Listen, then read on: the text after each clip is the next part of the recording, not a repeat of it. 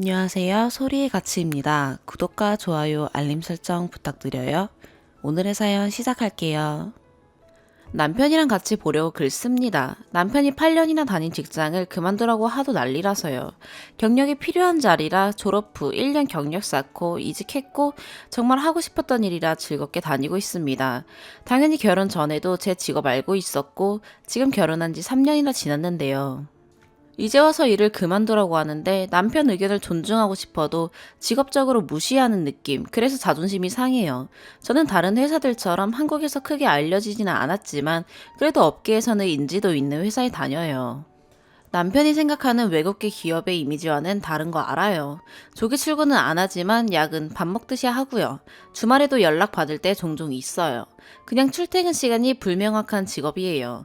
일이 정말 힘들지만 그래도 그만큼 보상해 주니까 만족하고 돈 때문에 만족하고 다니는 것도 있어요. 남편은 작은 사업체 운영 중이었는데 최근 중국 쪽하고 계약이 체결된 게 있어서 갑자기 규모가 좀 커졌어요.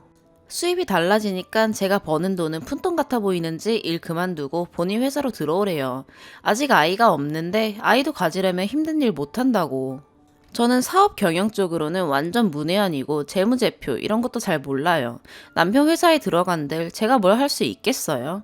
남편이 중국 회사와 사업 시작하면서 중국어 가능자가 필요한데 저는 영어, 불어가 가능하고 가장 중요한 건 남편 회사에 전문 통역사가 셋이나 있어요. 제가 거기 가서 할 수 있는 건 아무것도 없어요. 그리고 대학 4년까지 해서 20대 전부를 이 일에만 쏟아부었고 지금 이제 조금만 더 하면 제가 원하는 위치까지 올라갈 것도 같은데 이렇게까지만 말하면 딱 좋았을 텐데. 남편은 퇴사 얘기 나올 때마다 그 돈 안 벌어도 우리 집 먹고 살 수 있다고요. 아이 가져야 하는데 당신은 책임감도 없냐는데 아이 갖고도 회사 다닐 수 있고 임산부는 재택 전환할 수도 있어요. 육아휴직도 자유롭고 눈치 안 봐요. 그냥 업무 강도만 빡세요. 아이 때문에 많은 걸 포기할 수 있지만 포기 못하는 게 일이에요. 아침, 점심, 저녁으로 연불 웨어되는 통에 요즘 스트레스성 탈모까지 와서 머리가 막 빠져요. 출근할 때 얘기하고 점심엔 카톡으로 사직 처리하고 와라. 저녁에 침대에 누우면 이렇게 골아 떨어지는 일 언제까지 할 거냐고. 골아 떨어지는 거 아니고 11시인데 당연히 잠 오죠. 저 결혼 전, 아니 대학 때도 11시 넘긴 적이 없어요. 잠 와서요. 지금 하고 있는 일도 야근 자주 하지만 그래도 8시에는 끝내요. 퇴직 얘기해서 듣기 싫다 하면 그런 일 아무나 할 수 있는 거 왜 그렇게 목매냐고. 그러고 내가 당신 사업한다고 장사꾼이라고 비하한 적 있냐. 직접 해보지도 않고 비하하지 말라고 말해도 참 대단한 직업 가지셨다며 비아냥거려요. 원래는 아니랬고 오히려 존중하는 편이었어요. 미화된 기억일 수도 있지만. 근데 최근 계약건 이후로 더 심해지네요. 원하는 거 다 해주겠다. 해외여행 다 보내주고 아이 보모 붙여주겠다. 원하는 거 다 사주겠다라는데 제가 원하는 건 제 커리어인데요. 남편은 이제 돈만 눈에 보이는지 제 직업을 저런 물질적인 걸로만 평가하고 제 연봉은 돈 같지도 않나 봐요. 해외 파견 있는 것도 남편 때문에 포기했는데 저렇게 무시하니까 억울하고 사람 자체가 꼴보기 싫어져요. 자기도 아빠 될 준비 안 하면서 왜 나한테만 힘들게 1군 1 포기하고 아이 갈 준비하라는 건지 모르겠어요. 이 남자 어떻게 설득해야 하나요? 추가. 너무 대놓고 말한 것 같아서 특정 정보는 지우겠습니다. 원래는 남편이랑 같이 보려고 했는데 아무래도 어려울 것 같아요. 글 보여주지 말라는 댓글에서 말씀하신 남편 반응이 딱 남편 성격이랑 같아서요. 설득은 할 수 있는 데까지 최대한으로 해보고 그러고도 어렵다면 다른 방법을 생각해보는 것도 좋을 것 같아요. 업무량 관련해서는 제가 최대한 조절하고 있고 아이도 저는 낳을 생각이었어요.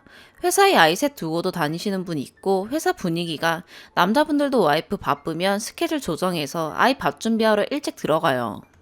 저도 그럴 수 있을 것 같아요. 다만 평범한 날일 때 좀 더 일해야 하긴 하지만 남편 자랑도 제 자랑도 아니고 그냥 남편이 직업을 무시하는 그 태도가 불만이었어요.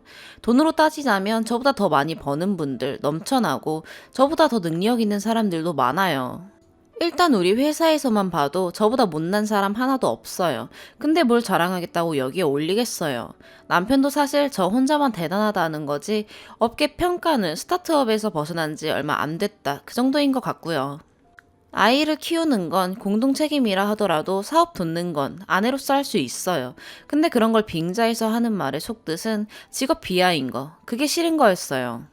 본인 회사 들어오라는 것 자체가 제 커리어는 하찮은 거고 아무것도 모르는 저를 회사에 앉히겠다는 건 경력이 필요 없는 자리를 주겠다고 하는 거잖아요.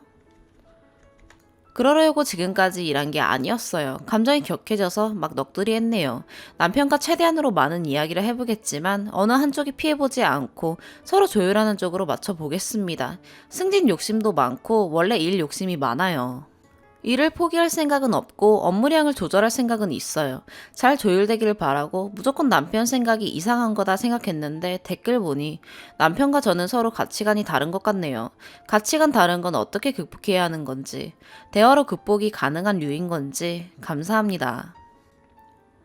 두 번째 추가. 안녕하세요. 작년쯤인가 고민하고 있던 걸 여기에 올려서 좀 많이 받았었어요. 남편은 사업하고 있고 전 직장 다니고 있는데 남편이 그만두라고 한다는 이야기였어요. 그 이야기의 후기라고 해야 할까요? 지금 집에서 쉬면서 몇 달 안 됐지만 짧은 후기 남길게요. 그때 하도 난리에 말도 안 통하고 해서 결국 그만둬봤어요. 진짜 그만둔 건 아니고 휴직계를 냈어요. 남편한테 휴직계 수리된 날 내일부터 출근 안 한다고 말했더니 아주 좋아하더라고요. 아무것도 신경 쓰지 말고 푹 쉬라고요.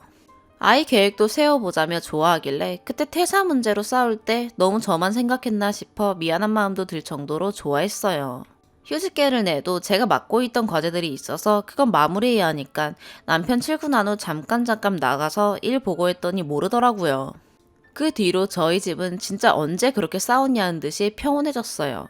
제가 집에서 쉬니까 아침 차려주고 남편은 모임이니 인사니 접대니 하면서 집에 늦게 들어왔으니 크게 만나서 부빌 일이 없어서 그랬을 겁니다. 남편은 그때 약속한 것처럼 저한테 카드랑 경제권 전부를 주더라고요. 제 퇴직금은 저보고 비상금으로 쓰라는 통큰 말도 했었던 기억이.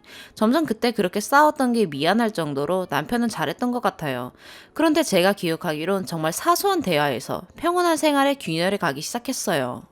아침에 남편한테 식사랑 후식으로 과일을 주는데 남편이 갑자기 냉장고를 뒤지더라고요. 뭐 하나 봤더니 한숨을 푹 쉬면서 냉장고가 이게 뭐냐고 하면서 과일 좀 넉넉히 사두지 하는 거예요. 저는 그때 매일 장 보고 과일도 매일 사서 종류별로 다르게 주고 그랬는데 남편은 그 종류가 마음에 안 들었나 봐요. 자기가 카드까지 맡겼는데 적어도 과일은 동시에 5종류 이상 있었으면 좋겠다고 이런 부탁점을 들어달라고요. 자기가 다른 게 먹고 싶어졌을 때는 바로 손을 뻗어서 과일을 고를 수 있는 상태였으면 좋겠대요. 그러면서 한숨 푹 쉬면서 나가버리더라고요. 그 뒤로 좀 더 신경 쓰고 그랬는데 남편이 점점 일정 선을 넘는 것 같습니다. 집에 늦게 들어와선 꼭 냉장고 문을 열어봐요. 그리고 이건 살 필요 있었어? 라며 얘기해요. 자기가 안 먹는 거 왜 이렇게 많이 샀냐는 뜻인데 그럼 저는 안 먹나요? 내가 좋아하는 거잖아. 그랬더니 그건 알지만 그래도 이건 너무 많이 샀네. 이런 식으로 말했었어요. 딱 제가 먹는 것만 지적. 나중에 알고 보니까 카드 내역도 전부 남편한테 문자로 가고 있었고 매일 장 보는 거 아니까 본인 기준에 좀 많이 긁혔다 싶으면 냉장고를 확인한 거였어요. 제가 맡고 있던 일 처리하느라 사람들한테 커피도 사고 그럴 일이 있었는데 그 뒤에 갑자기 커피 머신을 3대나 사왔어요. 의도를 눈치챘지만 모른 척했더니 커피 밖에서 사 먹으면 귀찮지 않냐고 집에서 마시라고 하더라고요. 그동안 일부러라도 작은 돈, 큰 돈 할 것 없이 남편 카드 써왔는데 딱 알겠어서 그다음부터 그냥 소소한 건 제 카드로 쓰고 그랬더니 저보고 집안 가게 잘 돌본다네요. 그렇게 말하더군요. 이게 제가 쉬고 나서 2달쯤 지났을 때인가 일어났던 일들이었어요. 남편이 어느 날 저보고 푹 쉬었냐고 묻더라고요. 아직 부족하다 했더니 너무 쉬어도 몸이 고단하다며 자기 일 좀 도와줄 수 없겠냐고 했었던 일이 있었어요. 부부가 같이 사업체 운영하면 얼마나 좋은 거냐고 그게 정말 멋있는 부부인 것 같다고요. 전 남편 회사에서 할 수 있는 일이 없을 뿐더러 제가 휴직 중이다 보니 서류가 꼬일 것 같아 거절했는데 한심한 눈빛으로 보더라고요. 갑자기 경영학 책이랑 미시, 거시경제학인가 그런 류의 책을 사왔어요. 남편은 경영학도였으니까 그게 당연히 쉽겠죠. 그런데 전 그런 책을 본 적도 없는데 그 책을 좀 보래요. 이런 쪽으로 아무것도 모르는 여자는 평생 반려자라도 매력 없는 거라고 했던 게 기억나네요. 그럼 당신은 내가 하던 일, 내 전공에 대해서 아는 게 있냐 그랬더니 그건 누구나 할 수 있는 거라고도 했습니다. 기본 상식선에서 알 수 있는 일을 하는 것과 누구나 살다 보면 저절로 알게 되는 일을 하는 거랑은 다르다고, 직업엔 귀천이 있는 거라는 말을 돌려서 하더라고요. 우리나라 국회의원들, 대통령 전부 이공계 출신이 있냐고, 세상은 자기 같은 인문계가 움직이는 거라고 말도 했었죠. 전 굳이 따지자면 이공계 출신입니다. 저는 직업 특성상 영어가 능숙해야 해서 영어를 하고 불어가 필요할 때가 있어서 불어를 하는데요. 남편은 요즘 같은 시대에 누가 그런 고리타분한 언어를 하냐고, 중국어도 안 배우고 뭐 했냐고 따지기 시작했어요. 회사의 통역사들 보라고, 얼마나 멋있냐고요. 그 사람들은 아예 중국어 통역을 하려고 온 분들이고, 저는 불어가 필요해서 한 건데, 저도 남들 눈에는 그렇게 멋있게 보일 수도 있는 건데, 남편은 그 차이점 자체를 이해하지 못하고 하대하기 시작했어요. 이런 일들이 거의 매일같이 일어나고, 지금 복직을 앞두고 있는데 지금은 더 이상 남편과 할 말이 없더라고요. 생활비를 제외한 순수히 저한테 들어가는 돈이랑 식비는 제 카드로 해결하고 있고, 제가 끌고 다니던 차도 남편은 못마땅했던지 타지 않으면 좋겠다는 뉘앙스가 있었어요. 저번 달에 있었던 대표적인 일은 남편이 저보고 대학을 다시 다니라는 제안을 했었을 때였는데요. 더 이상은 참아주면 안 될 것 같아서 이렇게까진 못해준다 했었어요. 남편은 말하길 이런 말 안 하려고 했는데, 넌 먹고 자고 아이 낳는 거 말곤 할 줄 아는 게 뭐냐고 딱 그 말 하더라고요. 그러고 나서 미안하대요. 참았어야 했는데 요 몇 달 동안 저한테 너무 실망하고 싫라고 했다고 이렇게까지 망가질 줄은 몰랐다고 하더라고요. 남편이 직장 그만두게 하기 위해서 저한테 했던 말들을 그대로 한 결과 저는 망가진 여자가 되어 있었어요. 남편한테 내가 할 수 있는 일, 잘할 수 있는 일 있는 거 알지 않냐고, 그렇지 않아도 당신이랑 같이 먹고 같이 자고 당신 아이 낳기 싫으니 내 할 일 하겠다고 했어요. 남편이 말하길 무슨 밖에서 돈 벌어오는 게 집에서 카드 긁는 것처럼 쉬운 건 줄 아냐고 그러네요. 직장생활 10년 가까이 한 저한테 말이죠. 그래서 그 어려운 일 다음 달부터 하겠다고 했어요. 돈 벌어올 테니까 입 닥치고 네 일이나 하라고요. 내 앞길에 걸리적거리지 말고 꺼지면 더 좋겠다고 했더니 사태가 심각한 걸 알았나 봐요. 전에 여기에 글 썼을 때도 일 절대 그만두지 말라고 했고, 친구들도 일 그만두면 제 인생 끝나는 거라고, 여자로서 인생 끝나는 게 아니라 인간으로서 인생 끝나는 거라고 했었거든요. 정말 남편에게 홀려서 일 그만뒀으면 어쨌을 뻔했나 싶은 요즘입니다. 다음 달에 복직해요. 쉴 때 모아두었던 소소한 언어폭력, 인격 모독성 발언들, 전부 이혼할 때 써야 할 것 같아서 기분이 참담하네요.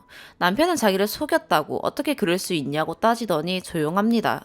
속인 건 미안하지만 그게 당신 본 모습이었다고 했더니 인정을 안 하네요. 아내가 아니라 돈 안 쓰는 가정부에 돈 안 쓰는 부모를 원했다는 걸 인정하기 싫은가 봐요. 여튼 4개월간의 휴직 경험이었습니다. 그때 안 그만두길 정말 잘했어요. 정말 딸, 친구, 동생이라고 생각하고 충고해주셔서 감사합니다. 세 번째 추가, 이혼 안 하시냐고 걱정하시는 분들이 계시는데, 전 이미 2달 전부터 이혼 계획을 하고 있었어요. 남편도 저 부분 때문에 자기를 속였다고 난리치는 거거든요. 여기가 익명이지만 내가 고른 남편을 욕하는 거고, 그게 결국 과거에 사람을 잘못 본 제 허물이 되는 거니까. 최대한 평범한 것만 썼지 가끔 의아할 정도로 비정상적이다 싶을 때가 있었거든요. 그런 증거들을 몇 달간 모아놔서 이혼은 수월할 것 같아요. 제가 법률적 지식은 없지만 이런 상황일 때 아무리 남편이 잘못해도 제가 합의 없이 집 나가면 저한테 유책 사유가 생길 수 있다는 말을 어디선가 주워들어서 남편한테 좋게 말해서 합의 증거 남겨놓고 전 친정집에 와 있는 상황입니다. 사실 저도 인정하는 게 휴직하고 남편을 속인 건 잘못됐다고 생각해요. 그런데 한번 겪어보고 싶었어요. 내가 의심하고 있는 남편의 속마음이 진짜 맞을까 검증하고 싶었고, 그래서 휴직 첫 달은 정말 반성했어요. 남편은 정말 순수한 마음으로 퇴사를 말했던 거구나 하고요. 그런데 그게 아니었고 불과 3개월 반 정도 만에 저렇게 되어버린 거죠. 실망감이 드는 건 당연했지만 다행이라는 생각이 더 많이 들었어요. 남편이 치밀한 사람이었다면 몇 달 속이고 완전히 자기를 맹신하게 만들었을 텐데 그렇지 못해서 다행이라고요. 또 한편으로는 그동안 얼마나 저를 무시하고 싶은 마음이 강하면 몇 달을 못 참고 본심이 튀어나왔을까 하고 헛웃음이 나네요. 남편은 자기가 정말 사람을 잘 보고 사람 속마음을 잘 읽는다고 생각해요. 사업이 번창하기 시작하면서는 더더욱 그런 것이 자부심을 느끼고 그게 사업에 큰 도움이 된다고 생각하고 있어요. 가끔 자기가 사람 마음을 어떻게 움직였는지, 그래서 계약을 어떻게 따냈는지 그런 걸 자랑 삼아 말할 때도 있었고, 그럴 때마다 비상등이 켜졌던 것 같아요. 내 남편이지만 이 사람 좀 이상하다 하는 경고등. 첫 베풀분이 제 가족인 줄 알았어요. 그게 딱 맞는 표현이거든요. 남편이 커피 머신을 3대씩이나 사온 건 여러 가지 뜻이 있었어요. 경제적으로 난 너보다 우위에 있다는 우월감과 쓸데없는데 돈 쓰지 말라는 의미로 제 자존심을 꺾으려는 것. 또 그 커피 머신을 산 곳에서 환심을 위장한 갑질을 하고 싶어서 그런 거예요. 3대를 같은 브랜드에서 사왔거든요. 한 번에 3대씩이나 샀다. 그것도 커피를 좋아하는 놀고 있는 아내를 위해서라는 남편 타이틀을 그곳에서 갖고 싶은 거죠. 이렇게 저를 완전히 종속시키려는 건데 정말 정강이라도 한 대 까고 싶은데 그러면 남편이 본심을 숨기고 또 예전처럼 저 걱정하는 척 할까봐 참느라고 힘들었어요. 먹고 자고 애 낳는 거 말고 할 줄 아는 게 뭐 있냐는 말도 아마 철저히 계산한 끝에 고르고 고른 단어였을걸요. 제가 남편이랑 퇴사 문제로 얘기할 때 나는 아이도 중요하지만 내 커리어도 중요하다고 말했는데 남편이 아내로서 엄마로서의 삶도 중요하다고 말했던지라. 남편이 생각하기에 아내는 딱 먹고 자고 애 낳는 사람이고 그래서 저 세 단어 조합이 제 인격을 완전히 누르는 딱 좋겠다는 생각이 들어서였을 거예요. 제 휴직 기간이 남편한테는 때가 왔다 였을 거예요. 때가 왔다고 놀자판 버린 남편이랑 같이 놀아준 것 뿐인데 왜 저렇게 억울해하는지 우습네요. 저보고 아무렇지도 않게 연기하면서 남편 속이니까 좋냐고 하는데 넌 갑의 위치니까 상대방 의중만 살피면 되지만 난 을의 입장에서 돈 벌었던지라 상대방의 의중을 살피는 갑의 기분까지 알아채야 하는 사람이었다고 하니 가만히 있었어요. 그게 우리의 마지막 대화였네요. 이혼 사료는 쳐다보지도 않고 손가락을 부러뜨리지 않는 이상 도장 안 찍을 것 같아서 서로 밑바닥까지 봐야 끝날 것 같아요. 저는 이미 남편의 밑바닥을 다 봐버려서 실망할 게 없는데 남편은 쟁판 동안 제 밑바닥을 보고 어떤 반응을 보일지 궁금하네요. 기분은 착잡하지만 동생과 함께 이런 얘기를 농담조로 하며 마음 컨트롤하고 있습니다. 4번째 추가. 남편이 원래 저런 사람인지는 몰랐어요. 결혼 생활할 때도 몰랐다가 작년부터 자기가 사람 마음을 잘 본다는 등 말할 때나 그냥 사소한 말 몇 가지에서 이상한 걸 느꼈던지라.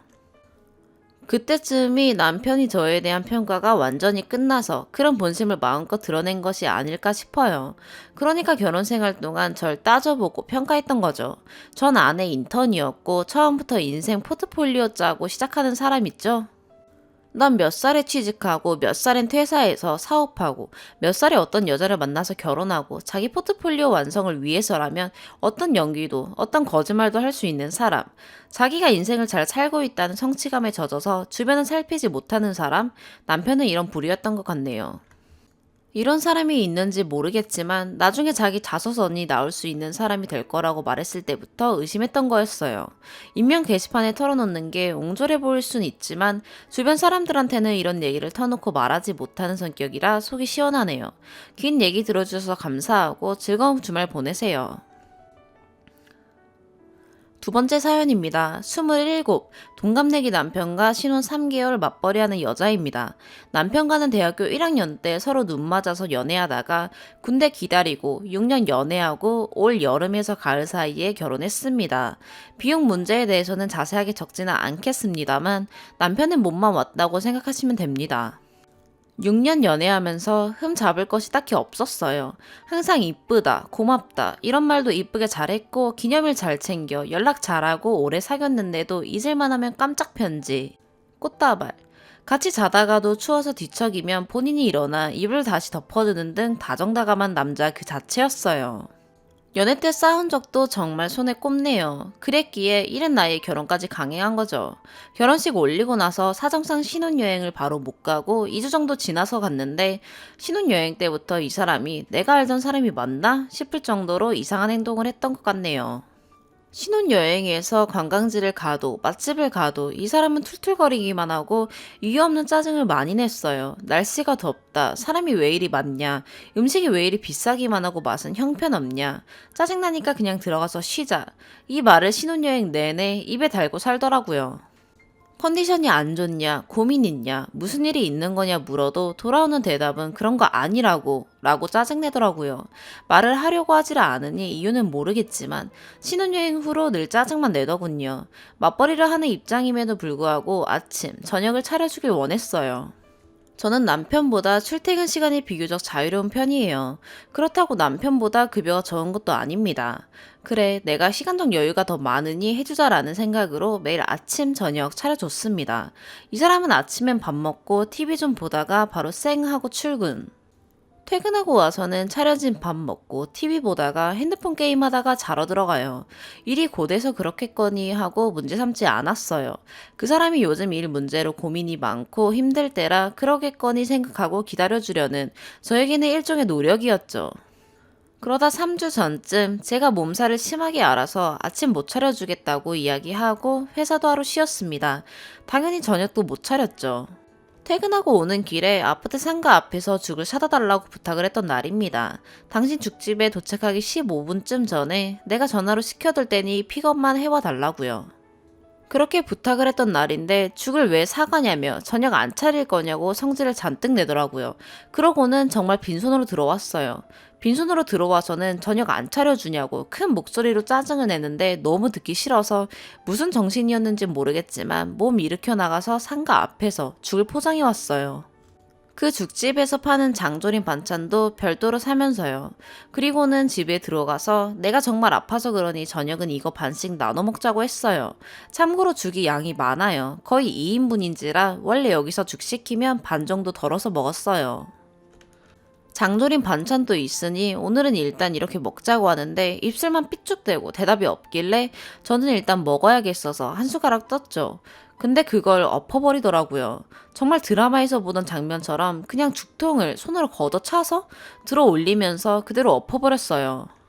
아픈 것도 서러운데 아픈 아내한테 밥 달라고 하는 것도 축 엎어버리는 것도 너무 서러워서 많이 울면서 화내고 싸웠었네요. 근데 웃긴 게 뭔지 아세요?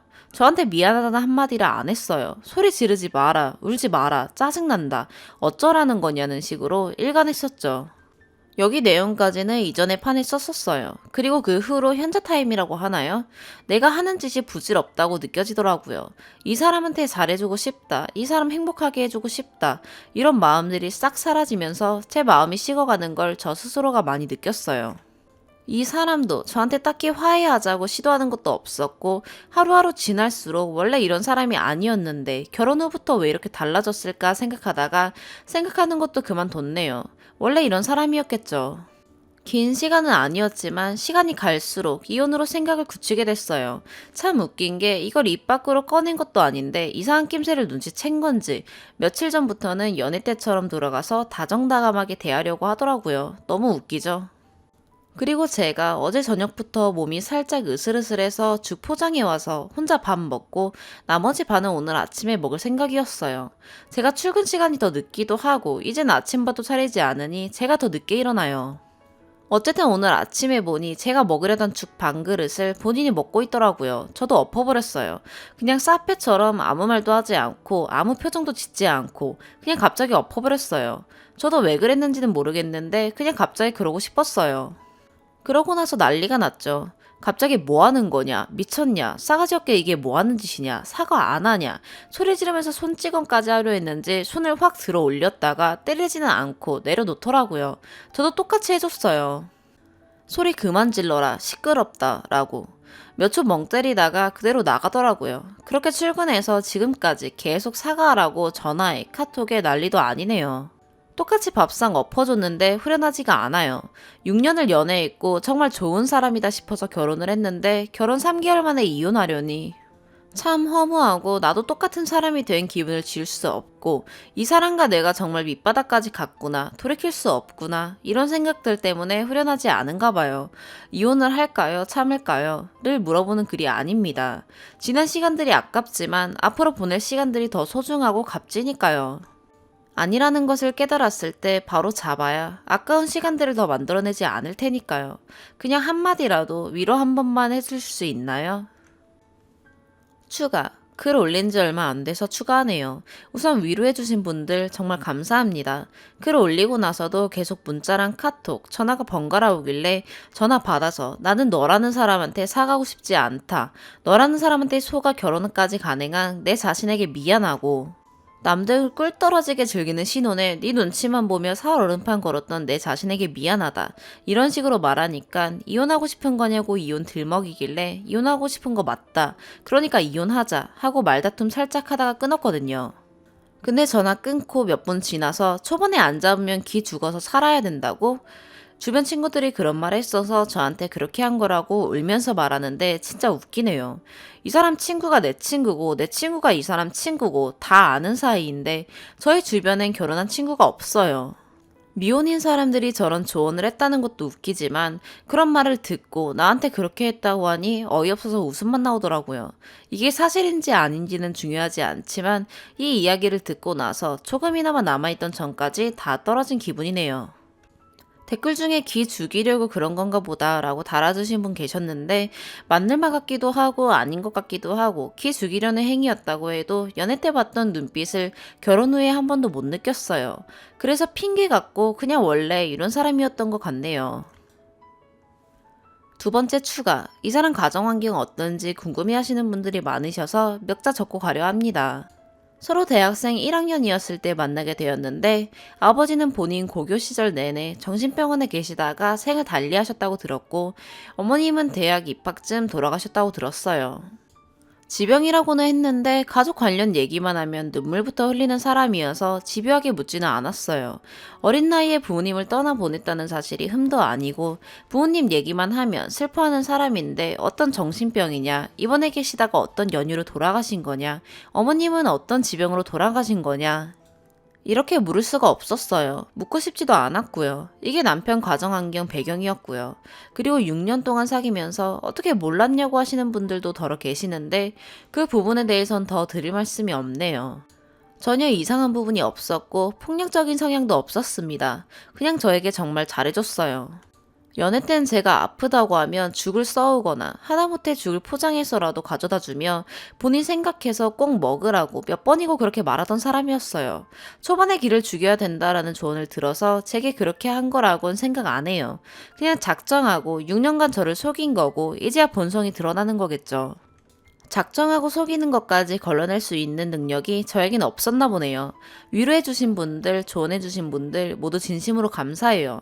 제가 이혼을 해야 하는지 참아야 하는지 고민하는 글을 올린 건 아니었고 이혼으로 마음은 굳혔어요. 후련해야 하는데 후련하지가 않고 잘했다, 괜찮다, 위로를 듣고 싶었는데 제가 할 수 있는 건 익명을 빌어 익명이 여러분에게 힘을 얻는 것밖에 없었네요. 위로해주신 분들 다시 한번 감사합니다. 저희 부모님께도 다 말씀드린 상황이고 저를 말리지 않으셨어요. 흔쾌히 그러라고 하셨지만 속으론 이런 딸이 몹시 안쓰러우시겠죠.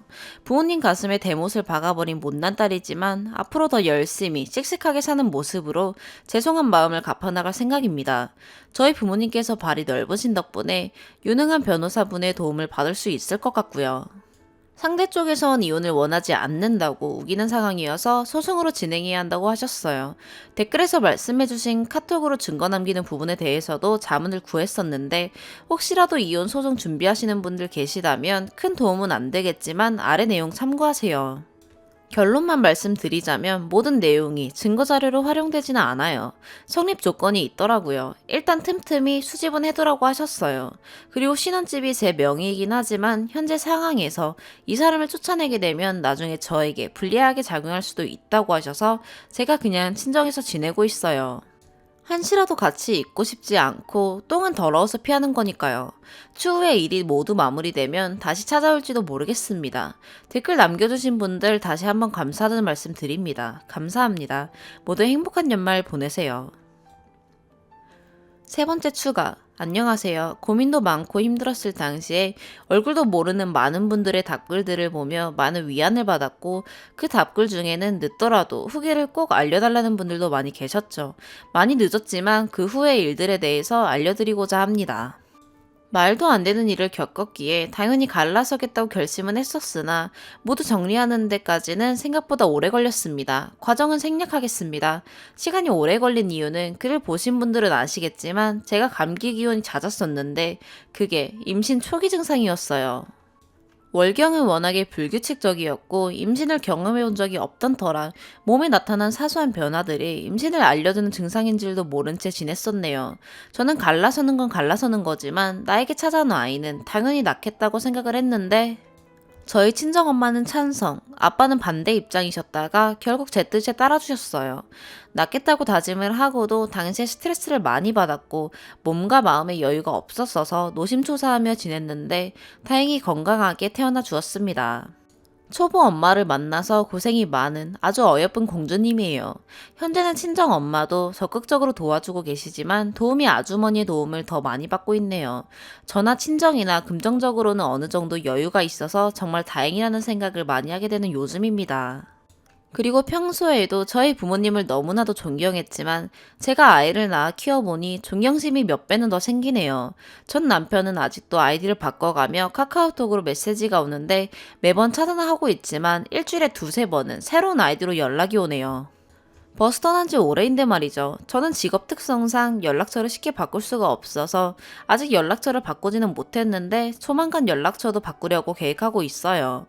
아무튼 요즘에 저는 다크서클이 턱까지 내려온 느낌이지만 서투른 실력으로 육아에 전념하며 지내고 있습니다. 언젠가는 능숙해지겠죠? 편부모 가정에서 자라게 될 아이에게 아빠의 빈자리가 느껴지지 않도록 따가운 시선 따위 받지 않도록 여러 방면으로 많이 노력해 보려고 해요. 그 당시에 저에게 많은 위로를 건네주셨던 마음씨 따뜻하셨던 감사한 몇몇 여러분께 다시 감사의 인사드립니다. 시간적 여유가 없어 짧은 글로 마무리합니다. 모두 행복한 하루 되세요. 세 번째 사연입니다. 30대 초반 2살 차이 부부입니다. 연애 2년 반, 결혼한 지는 3년 차예요. 남편 회사 일과 제 개인 사업 때문에 아이는 결혼 3, 4년 후에 갖기로 해서 이제 서서히 준비하려고 하는 중입니다. 남편 쪽은 시어머니, 누나, 남동생 이렇게 됩니다. 남편의 누나는 결혼 후에 지방에 살고 계시고 남동생은 일 때문에 지방에 있습니다. 내년에 서울로 올라올 예정이고요. 저는 부모님 두 분 다 계시고 언니 둘 모두 결혼해서 서울에 있어요. 시댁과 친정 모두 20, 30분 내에 가까이 살아 왕래가 잦은 편입니다. 남편이나 저나 집안 대소사는 물론이고 그냥 지나가다 시간 나면 가서 밥 먹고 오자 하는 편이고 양가 방문에 대해 어렵거나 불편해하지 않고 잘 다니는 편이에요. 가끔은 저희 부부끼리 시간도 갖고 남편이나 저나 평일에 쉬는 게 더 편한 일이라 휴일 맞춰서 여행도 한 번씩 다녀옵니다. 아이가 없어서 그런지 아직은 쉬는 날마다 여기저기 다니는 게 버거운 느낌은 없어요. 그런데 저희 결혼 후 1년쯤 지날 때부터 시어머니가 뭔가 모르게 다른 사람처럼 느껴진다고 생각이 들더라고요.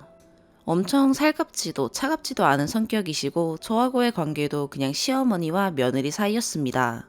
크게 시집살이 같다는 느낌도 없고 엄청 살가운 느낌도 없는 정도. 저는 오히려 그런 게 편하고 좋았어요. 너무 거리감 있는 것도 싫고 너무 가까운 것도 싫을 것 같아서요. 찾아뵙는 것도 저희가 적당히 알아서 하니까 이렇다 저렇다 말씀 없이 가면 늘 반겨주는 편이셨고요. 근데 언젠가부터 저희가 가도 저하고는 별말 안 하시고 항상 남편만 붙잡고 얘기를 하려고 하세요. 제가 같이 얘기하려고 끼어들면 제가 모르는 가족들 얘기나 남편 어릴 때 얘기하시거나 저보고 과일 같은 거 가져오라고 시키시고요. 한 번씩 느낌이 쎄한데 뭐라고 말하기는 애매한 상황이랄까.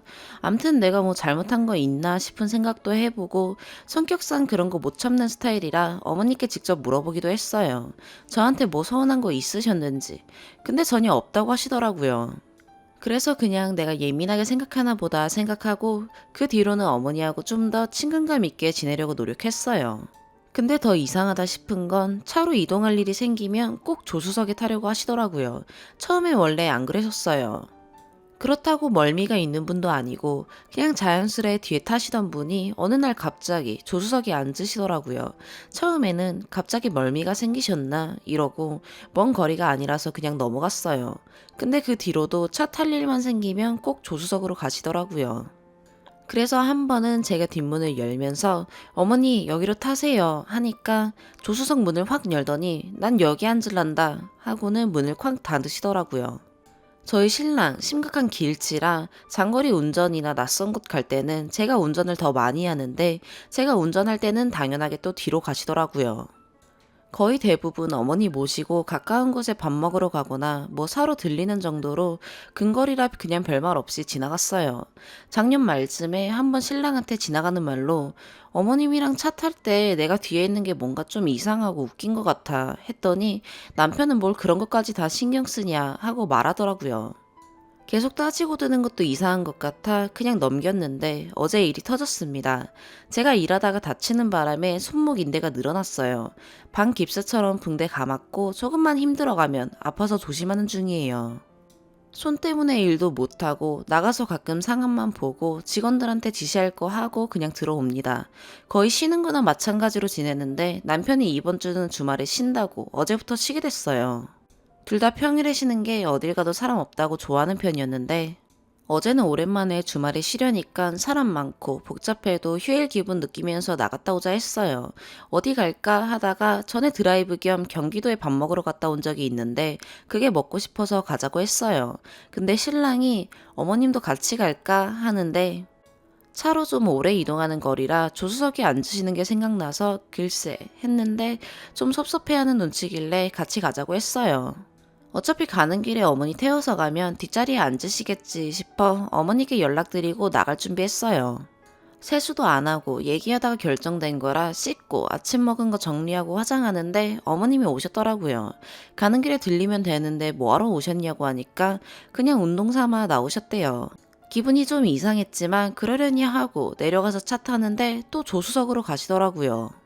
그래서 제가 어머니 전 손 때문에 운전 못하는데 지금 가는 곳이 좀 멀고 이 사람 한 번밖에 안 가본 곳이라 제가 옆에서 알려줘야 돼요 하면서 뒤에 타시라고 했어요. 그랬더니 내비게이션이 있는데 뭔 상관이냐 하시며 조수석에 앉으시더라고요. 남편도 이번에는 좀 당한 것 같았는데 뭐라 말은 못하고 내가 잘 해볼게 하고는 그냥 타더라고요. 전 갑자기 시어머니구나 아들은 내 거 하는 그냥 시어머니 라는 생각이 들면서 잘 지낸다는 건 나 혼자 착각이네 싶은 생각이 들었어요. 그러니까 짜증은 좀 나는데 오히려 그냥 그러든가 말든가 싶더라고요. 그리고 뒷자리 타서 남편 운전하는 거 일체 신경 안 쓰고 핸드폰만 했어요. 근데 아니나 다를까 익숙한 길 벗어나자마자 버벅거리더라고요. 외곽으로 빠지는 차선 타야 하는데 그것도 못 봐서 멀리 돌아가는 길로 빠지기도 했고요. 그러면서 저한테 여기로 가는 거 맞나? 어느 차선 타는 거야? 하면서 계속 물어보더라고요. 전 짜증나서 보지도 않고 내비 있잖아. 알아서 잘 따라가. 하고는 계속 핸드폰만 했어요. 근데 또 길 잘못 들어서 이상한 곳으로 빠졌더라고요. 10분이면 벗어날 곳을 30분 넘게 헤매고 먼 길로 돌아가고 계속 같은 동네에 머무르고 있으니 짜증이 나는 것 같더라고요. 그러다 갑자기 길 좀 확인해봐 하고 성질을 버럭내니까 앞에 있던 어머니도 한마디 거드시더라고요. 애 길 못 찾는 거 알면서 너는 놀고만 있냐? 이러시는데 제가 빵 터져서 얘기했어요. 어머니, 제가 아까 그래서 말씀드렸잖아요. 옆에서 알려줘야 하니까 뒷자리에 앉으시라고. 근데 내비게이션 있으니까 신경 쓰지 말라면서요. 그래서 신경 안 쓰는데 왜 그거 가지고 뭐라 하세요? 그리고 어머니, 차 타실 때마다 조수석에 앉으시려고 하는데 어머니가 거기 앉는 거 이상해요. 누가 어디 앉든 무슨 상관이냐 생각하면서 제가 그동안 별말 안 했지만 어느 시어머니가 아들 운전하는 차에 며느리 뒤에 앉히고 본인이 아들 옆에 앉나요? 더군다나 길 못 찾는 사람이 운전하는데 기어코 우겨서 거기 앉으셔놓고 저보고 뒤에서 뭘 어떻게 설명하라는 건데요? 그리고 당신도 알아서 잘한다며 본인이 자신 없으면 어머니께 말씀드려서 뒤로 가시게 해야지. 눈치 보느라 말도 못하고 그냥 타더니 나보고 뭐 어쩌라고? 어머니는 눈치 보고 말도 못하더니 나는 만만해? 뒷자리에서 앞에 잘 보이지도 않는데 안내하기 짜증나니까 알아서 가든가 자신 없으면 그냥 돌아가 하고는 뒤에 기대 앉아서 창밖만 봤어요. 그랬더니 어머님이 아이고 애도 아니고 앞자리 못 앉게 했다고 쌩 난리를 치네. 아이고 참 이러시더라고요. 너무 화나서 어머니, 그동안 어머니가 이유 없이 저한테 차갑게 구는 거 느끼면서도 그냥 그러려니 내가 다 신경 써야지 하면서 참고 넘겼어요. 근데 이제 보니까 어머니는 그냥 아들만 좋아하는 남편의 어머니일 뿐인 것 같네요. 그렇게 좋아하시는 아들만 실컷 보시면서 사세요. 말 한마디 대꾸도 해주기 싫은 며느리는 어머니 안 찾아뵐 테니까. 앞으로 맛있는 걸 먹으러 갈 때도 여행을 갈 때도 그렇게 아들 옆에 꼭 앉으셔서 오붓하게 다니시고요. 저는 저 싫다 하는 사람 억지로 잘 지내고 싶지 않아요. 더군다나 제가 노력했는데도 싫다 하면 저라고 뭐 도리 있나요? 이랬더니 어머님은 아이고 하면서 한숨만 쉬고 남편은 아무 말도 안 하더라고요. 그 분위기에서 뭘 먹으러 가는 것도 웃긴 것 같아서 어머님만 모시고 다녀오라고 하고 전 내렸어요. 그리고 그냥 언니네 가서 언니네 식구랑 밥 먹고 저녁에 들어갔더니 남편이 씩씩거리고 있더라고요. 남편은 어머니한테 꼭 그렇게까지 말했어야 하냐? 어머님이 뭘 그렇게 당신한테 차갑게 굴었다고 그러냐? 그런 당신은 얼마나 살가운 며느리였냐? 이러면서 따지더라고요. 그래서 제가 말했어요. 당신 다 알면서도 모른 척하지 마라.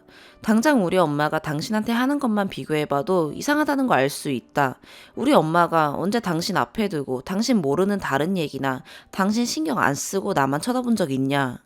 아버지랑 당신이 얘기하고 있어도 뭐 필요한 거 없나 살피고 챙겨준다. 근데 어머님은 어느 순간부터 나랑 눈도 안 마주치고 당신하고만 얘기한다. 심지어 내 사업 잘 되는지도 나 옆에 앉혀놓고 당신한테 물어본다. 못되게 굴고 괴롭히지 않으면 다 잘해주는 거라고 생각해? 차라리 싫으면 싫다. 대놓고 말하면 되지. 아닌 척하면서 은근히 사람 짜증나게 하는 거 나이 불문하고 제일 치사스러운 행동이야. 나는 당신 부모도 내 부모고 내 부모도 당신 부모라 생각하면서 어느 집에 가든 똑같이 하면 된다고 생각했다. 당연히 진짜 내 부모가 될 수 없는 물리적 거리감이 있겠지만 앞으로 우리도 자식 낳고 살면 그 아이한테는 양쪽 집 다 내 조부모인데 서로 좋게 좋게 지내면 좋은 거 아닌가 하는 생각으로 지내왔다. 시댁에 한번 들리는 것도 일부러 작정하고 신경 쓰면 스트레스 받으니까 우리 집 다니듯이 그냥 들리러 간다 생각하고 가벼운 마음으로 다니려고 노력했다. 근데 우리 집에선 사위 왔다고 당신 맞춰주기 바쁜데 어머님은 며느리 왔다고 나 모른 체 하기 바쁘더라. 당신 그거 알면서도 모른 체 했고 그 결과가 이거니까 조용히 해야 하고 만약 진짜 몰랐다면 당신이 내 남편이랍시고 나한테 이렇게 큰 소리를 칠 자격조차 없는 거니까 입 다물어라 라고 했어요. 그랬더니 절 노려보다가 작은 방에 들어가서 안 나오더라고요. 그렇게 밤새 냉랭하게 보내고 오늘 아침에는 일어나서 아침도 안 먹더니 나가서 아직까지 안 들어오고 있습니다. 제 성격 못된 거 저도 알아요. 욱하는 것도 있어서 그러지 않으려고 노력했고 나이 먹고 사회생활 하면서는 필요할 때 할 말만 하는 좋은 점으로 바꾸려고 많이 노력했어요. 근데 한번 이건 아니다 싶은 상황에서는 못 참겠더라고요. 남편을 만남으로써 새로 생긴 가족 관계지만 앞으로 평생 보고 살아야 하니 우리 가족만큼 편하고 가까운 사이가 되길 바라며 지낸다고 생각해왔는데 어머님은 그게 아니었나 봐요. 뭐가 마음에 안 드는지 말도 안 하시고 은근히 신경 쓰이게 하는 행동을 보면서 저도 참았던 게 터진 것 같아요. 이런 문제는 처음이라 남편과 어떤 식으로 대화를 하고 풀어야 할지 모르겠습니다. 남편도 저도 서로를 잘 아니까 무작정 저한테 사과라고 하지는 않을 것 같긴 한데 잘 모르겠어요. 어디냐고 톡 보내니 좀 이따 들어갈 거야. 한마디만 보내고 마네요. 남편 오면 대화를 해봐야겠지만 답답한 마음에 하소연 좀 해봤습니다. 네 번째 사연입니다. 딸 혼전 임신으로 사이한테 이러쿵저러쿵 하는 연예인 부모를 보니 지난 일이 생각나 적습니다. 저는 평범한 남자 결혼해서 평범하게 살고 있는 맞벌이 부부 30대 여자입니다. 남편 집은 1남 1녀로 손 아래 신우 하나 있고 시부모도 지극히 평범합니다. 그 평범이라 하면 막장까지는 아니지만 은근히 시집살이 시키려고 하는 그저 그런 시부모님이라는 말입니다. 결혼 후 첫 명절에 사건이 터졌습니다.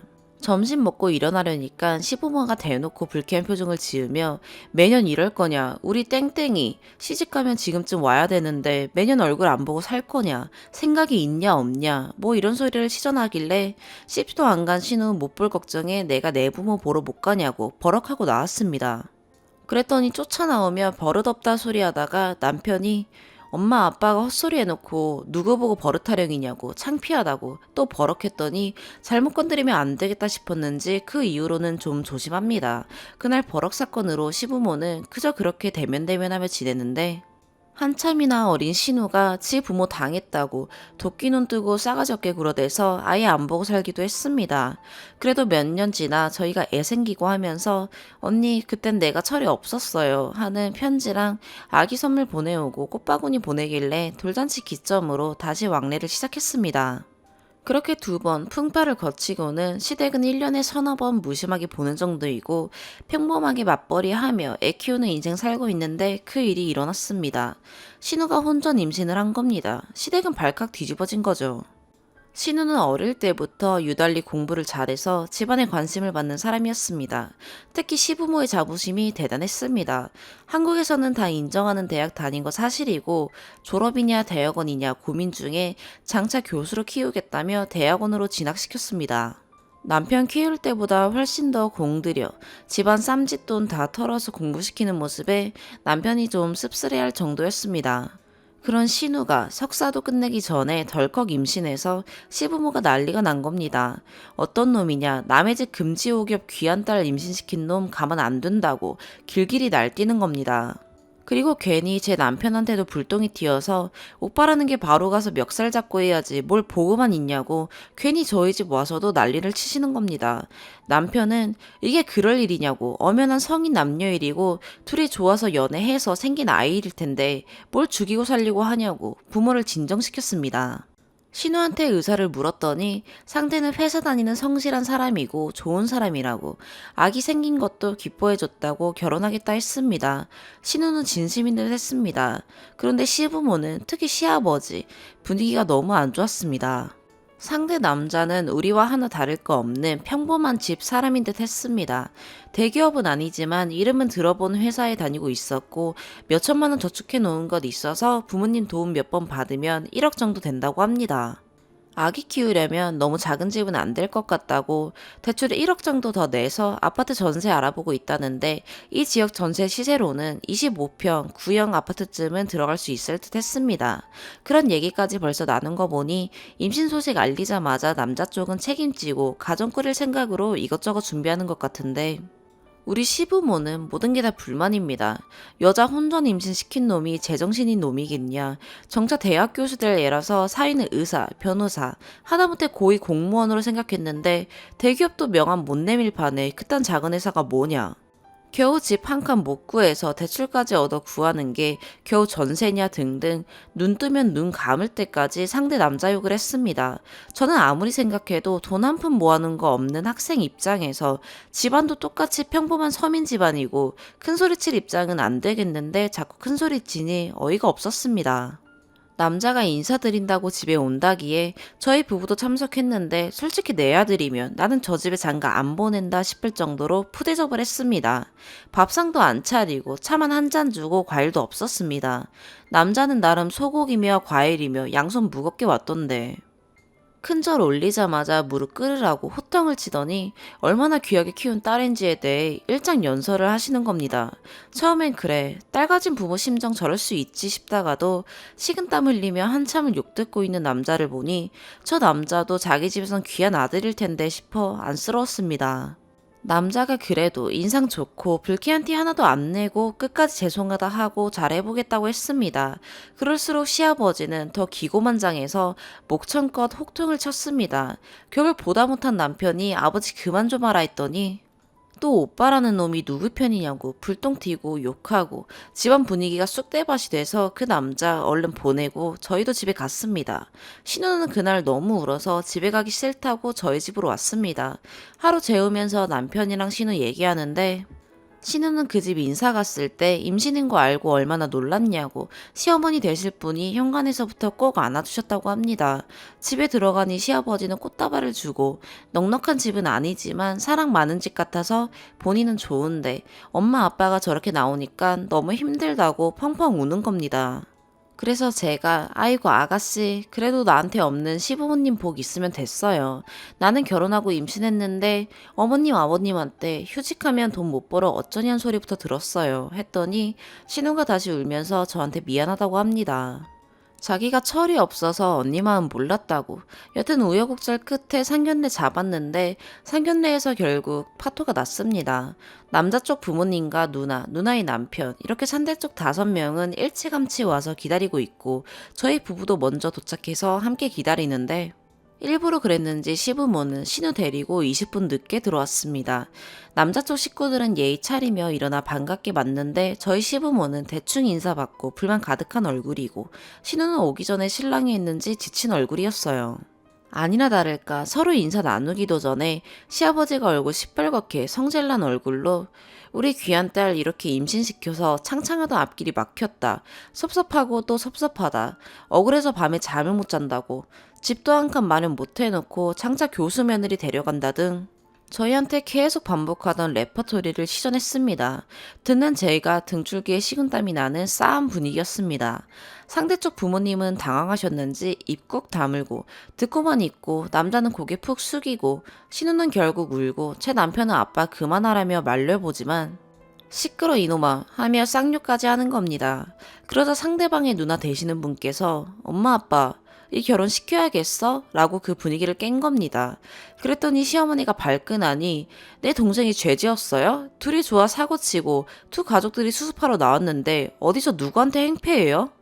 라는 식의 말로 야무지게 따졌습니다. 속으론 나와 같은 과구나 싶었습니다. 시어머니는 역시 여자 임신이나 시키고 다니는 집구석이니 저런 신호가 버티고 있네. 시집 보냈으면 큰일 날 뻔했네. 이 결혼 못 시켜라면서 소리 질렀습니다. 시어머니 대 남자의 누나 구도로 큰소리가 오가다가 시아버지가 어디 버르장머리 없게 어른한테 큰소리냐고 이 결혼 못 시킨다고 얘기하고 신우를 끌고 나갔습니다. 입덧 때문에 기운 없는 신우는 울면서 끌려나가고 시어머니도 따라 나가고 저랑 남편이 남아서 허리를 숙여가며 사죄드렸습니다. 상대방 부모는 갑자기 당한 일에 기가 막힌지 제대로 말도 못하셨고 남자 누나는 우리가 사과하니 울음을 터뜨리셨습니다. 그리고 그 남편 되시는 분이 데리고 나갔습니다. 남자는 입 꾹 다물고 저희한테 꾸벅 인사하더니 부모님 모시고 돌아갔습니다. 그 뒤로 결혼은 파토났습니다. 남자 부모님 측에서도 결혼 반대 입장 보였고 남자는 아이는 책임지겠으나 결혼은 못하겠다고 했답니다. 한편으로 생각하면 남자 측도 이해되고 또 한편으론 애도 있는데 너무한다 싶고 양쪽 다 안타까운 상황이었습니다. 신우는 처음엔 아이나 양육비 받아 기를 생각도 했었는데 안타깝게도 아기가 먼저 떠나게 됐습니다. 시부모는 차라리 잘 됐다는데 저는 시부모가 진짜 제정신이 아니라 생각했습니다. 그 일이 있고 많은 시간이 지났고 신우도 이제 마음 추스리고 잘 살고 있습니다. 더 자세한 근황을 쓰면 혹시나 주위에서 알아볼까봐 여기까지만 쓰겠습니다. 그냥 마무리하고 싶은 말은 남자든 여자든 서로 원해서 사랑한 거고 둘이 제대로 못한 책임은 같이 지는 거고 둘이서 가정 꾸리겠다 결심했다면 부모는 네가 잘했니 네가 잘못했니 하지 말고 지지해줘야 하는 게 맞지 않겠나 싶습니다. 추가 몇 년이 지났지만 신우는 아직 석사 패스 전입니다. 시부모 설명에 지극히 평범하다라고 한 건 지극히 평범한 서민 집안에 아직 박사도 아닌 석사 과정 중에 불과한데 벌써 명문대 교수 부모 된 것처럼 의사, 변호사, 검사 사익감 얻을 거라고 큰소리치고 다니면서 성실하게 살아가는 남의 집 아들 깎아내리는 모습 보며 흔하디 흔한 뱁새들이 왜 저리 스스로를 모를까 싶은 생각에서였어요. 신우도 공부 잘한다고 오냐오냐 키워서 시부모란 명절 마찰 이후 저희 친정 가정교육, 저희 학벌을 운운할 만큼 싸가지가 없어서 제가 몇 년 영 끊을 정도였습니다. 그러다 나중엔 성격도 유해지고 조카는 이뻐해주고 잘하기에 제가 풀고 다시 지내고 있었어요. 그래도 같은 여자로서 애 뱃속에 품어본 엄마로서 임신한 신우가 별탈 없이 시집가서 애 낳고 살았으면 싶던데 일이 이렇게 되었네요. 나중이라도 교수가 된다면 시부모의 승이라는 댓글도 있던데 제 생각은 달라요. 저는 신우가 그 사람이랑 결혼했으면 잘 살았을 것 같아요. 그 사람 만나고 확실히 성격도 많이 부드럽게 바뀐 것도 사실입니다. 세상 자기밖에 모르는 까칠이를 순둥이로 바꿔간 거 보니 참 괜찮은 인품의 사람이었던 것 같은데 남자는 그 뒤로 결혼했는지 어떻게 됐는지 모르지만 신우는 몇 번 선자리에 나갔습니다. 아직 결혼이 급한 나이는 아닌데 여자 나이 많아지면 교수 되어도 선보기 힘들다고. 일찌감치 사익감 정해놓겠다고 시부모가 주선했는데 다 잘 안 됐습니다. 선자리 나온 남자 집안에 교수 될 애라고 거짓말 쳤다가 대화해보면 석사 밟다가 쉬는 중에 불과하고 집에 가진 것도 없다는 게 드러나면 다 도망가더라고요. 그래도 상대 남자 대학 간판이 모자라서 자격지심이니 돈만 밝히는 집안이니 어쩌니 욕만 하고 자기들 문제점은 모르는 시부모랑 앞으로 수없이 저러겠거니 하고 저랑 남편은 그러려니 우리끼리 살고 있습니다. 신우도 그런 부모 뜻대로 살고 있는 중이고 자기 인생 자기가 알아서 살아가겠지만 시부모가 그때 그 난리치며 딸 결혼 막은 게 잘한 건 아니다 싶어요. 5번째 사연입니다. 주말에 얘랑 집에 놀러 갔어요. 상견례 했고 올 11월에 결혼 날짜 잡았고요. 편의상 남친이라 쓸게요. 전 솔직히 날 것을 그리 좋아하지 않아요. 비리기도 하고 특히 그 흐물거리는 식감을 못 씹겠어요. 성게알, 생굴, 멍게, 해삼, 개불 이런 거 잘 못 먹고 간장게장도 밥도둑이라는데 아무리 잘한다는 집 가도 뭔가 물컹하고 비려서 못 먹어요. 남친은 저의 이런 식성 너무 잘 알고 있고 이제껏 4년 만나면서 그런 메뉴가 나와도 먹어보라고 강요한 적 없어요. 저랑 같이 있어도 본인은 좋아하니 알아서 시켜서 혼자 잘 먹고 거기에 섭섭해한 적도 없어요. 그리고 주말에 남친 집에서 초대해 주셔서 갔더니 성게알 비빔밥, 수육, 굴무침, 생굴, 간장게장, 얌념게장, 알탕, 부침개 이렇게 차려져 있었어요. 당황해서 얼굴이 굳었지만 웃으면서 자리에 앉았고 남친은 자기 엄마 음식 솜씨 좋다는 칭찬만 한 100번 한 것 같아요. 제가 웃으면서 어머니 죄송한데 혹시 맨밥 없나요? 제가 성게알을 못 먹어서요 하니 어머 이 맛있는 걸 왜 못 먹니? 라고 약간 타박하듯 말씀하셨고 한번 먹어나 보고 말하라고 본인이 안 비리게 아주 잘한다고 하시면서 수저 들고 있는 제 손 잡고 막 비벼주려고 하시는 거예요. 그래서 제가 남친 눈치 보는데 남친은 옆에서 쭝쭝대면서 게장 먹고 있고 저 먹는 거 맞은편에서 빤히 쳐다보셔서 어쩔 수 없이 비벼서 한 입 먹었는데 비린내가. 얼른 알탕 국물 떠먹었는데도 아직도 비린내가 나는 거예요. 생굴에 초장 듬뿍 찍어서 주시려는 거 다급하게 저 생굴 못 먹어요 하니까 어머니께서 하시는 말이 죽니? 이러시는 거예요. 그 말 이해 못해서 잠깐 멈칫하니까 한번 먹어나 보고 얘기하라고 서운하다고 너 먹이려고 새벽같이 장 봐서 차린 건데 이러니까 옆에서 남친이 식탁 아래에서 다리를 툭 치는 거예요. 얼른 받아먹고는 그냥 씹지도 않고 삼켰어요. 먹을 수 있는 게 수육뿐이라 수육 집었더니 굴 무침한 거랑 같이 먹어야 된다고 얹어주시고 전도 부추전인 줄 알았더니 파래전, 게장도 못 먹는다 했더니 넌 왜 이리 못 먹는 게 많니? 하면서 약간 짜증내시는 거예요. 그나마 양념게장 다리만 하나 뜯어서 양념 맛으로 겨우 넘겼어요. 밥도 성게알 있는 부분은 최대한 덜어내고 먹긴 했었어요. 과일 먹자고 거실에 앉아 있는데 남친이 또 눈치를 주는 거예요. 가서 치우는 거 도우라는 식으로요. 입은 계속 비리고 속은 메스꺼리고 짜증까지 나서 죄송하다고 몸이 안 좋아서 가봐야 될 것 같다고 일어나니 붙잡으면서 왜 삐졌냐고 묻길래 갑자기 눈물이 날 것 같아서 그냥 밀치고 나왔어요. 제가 자기 엄마 성의 무시했다고 지금 엄마 우시고 난리 났다고 어떻게 할 거냐고 전화, 카톡으로 난리 났어요. 구구절절 설명하기도 힘들고 카톡 폭탄 온 거 보니 짜증이 치밀고 자꾸 눈물만 나고 집에 오자마자 양치하는데 다 토했어요. 지지난주에 월경했는데 스트레스인지 아침에 일어났는데 하혈하길래 병가 내고 병원 가서 링거 맞았어요. 그러다 엄마한테 전화 와서 남친이 집에 왔다며 빨리 오라길래 엄마 앞에서 큰소리 내기 싫어서 근처 카페에서 만났더니 제 잘못이래요.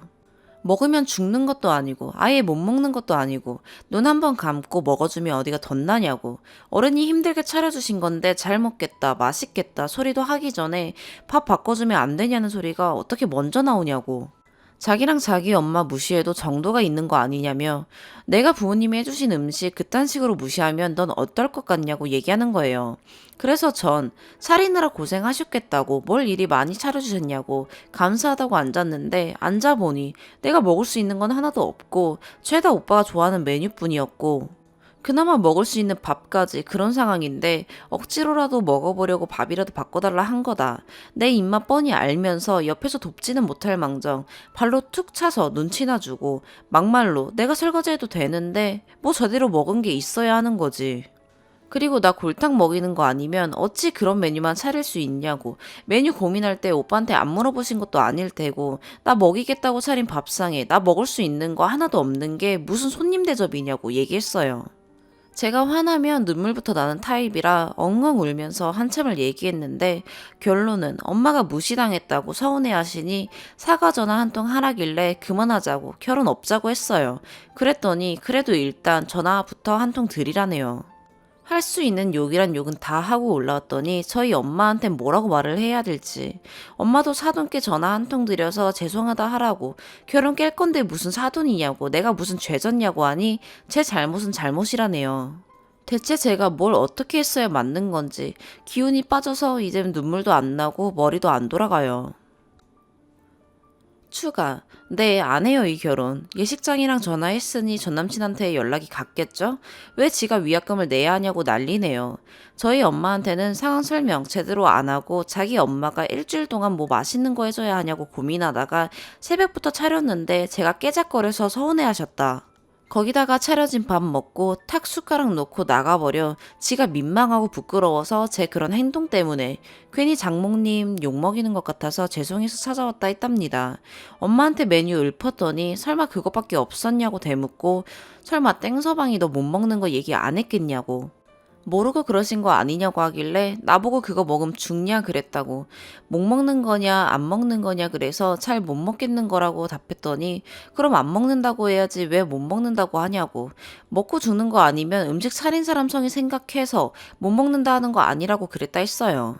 그랬더니 그제서야 엄마도 미친이라며 같이 화내고 남친이 집에 왔을 때 식구들 해산물 안 즐겨도 킹크랩 사다가 찌고 굽고 회도 떠오고 상낙지까지 사다 놓고 일부러 맛있는 식당 가서 갓김치까지 구해서 차려냈어요. 후식도 준비해야 된다며 전날 식혜하고 약밥까지 했었고 엄마가 음식 솜씨 없다고 가짓수라도 승부해야 된다고 다른 곳 가면 메인 메뉴일 법한 음식들을 준비했어요. 밀푀유나베, 소갈비, 장어구이, 불고기, 잡채, 삶 넣은 떡갈비까지 차려냈어요.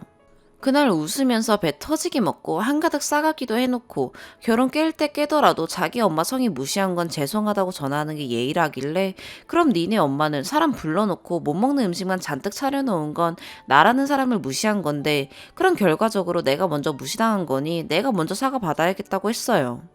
그랬더니 언제 우리가 널 무시했냐고. 어지간한 전문점보다 엄마 음식 솜씨가 좋으니까 내가 조금이라도 먹을 수 있지 않을까 해서 일부러 준비한 거고 엄마가 옛날 분이라 본인 입에 맞는 거면 남도 맛있는 줄 알고 그러신 건데 너가 좀 이해했으면 안 되는 거냐고.